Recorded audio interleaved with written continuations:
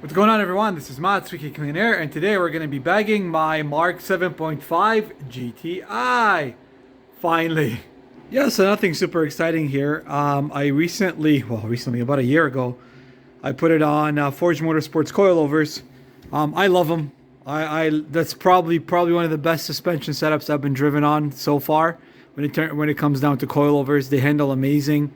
Like, you know, FER KWs and ST suspension that seems to be sort of like run off the mill where everybody's running on Mark 7s just because one shop offers it, everybody buys it like a bunch of sheep. Anyways, I'm sure it's good suspension, but apart from the stuff that almost 90% of my guys that have been running KWs and STs have leaking struts. Yeah, so Forge Motorsports, I love them. We're going to be converting basically this setup. And all I'm going to be doing is which is easy, right? So I'm going to be changing this air spring over here with a custom direct fit bag from Squeaky Clean Air. One of these guys, where are they?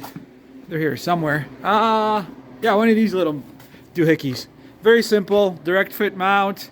No three-piece brackets that you got to mount up with some jimmy rigging and stuff like that. This is directly designed to fit with your Mark 7 GTI with a nice retainer plate on the bottom, and should probably take me about 10-15 minutes to put back in terms of where the springs are, run the lines, put the fittings, and at least we're gonna get the rear done in just in a little bit, so stay tuned. Okay, so yeah, the bag is in. So let me show you guys what we have to do on this side. So the first thing you got to do with Mark 7s is remove the sway bar end links from both sides, right?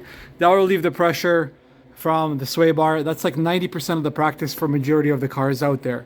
Always, before you guys remove any kind of suspension, the first thing you guys should be doing is removing the sway bar end links from either the front struts or from the rear lower control arms, because all that's going to do is it's going to relieve the pressure of the sway bar from the actual control arm. It will allow you full drop, right? Because obviously these are under pressure from the end links. So that's removed on both sides. Then you guys are going to remove this bolt. Then you guys are going to remove this bolt, and that will allow you to pivot and lower down the lower control arm so you can put in the bag or strut or anything that you want, right? So in our case, you don't need any silly three-piece brackets. Why don't you need silly three-piece brackets? Because, guys, look at the mount. The up mount is specifically rounded for it to fit right over here. The weight of the car and then the air will not make it move. It'll be solid, but it's just enough to go over the tit, which is what you want. And on the bottom, you have an opening as well, and that opening goes right over the factory control arm, and it sits nice and solid. You know, it doesn't move, doesn't wiggle. And on top of that, you got a retaining bolt from the bottom that's going to retain the whole bag with a plate.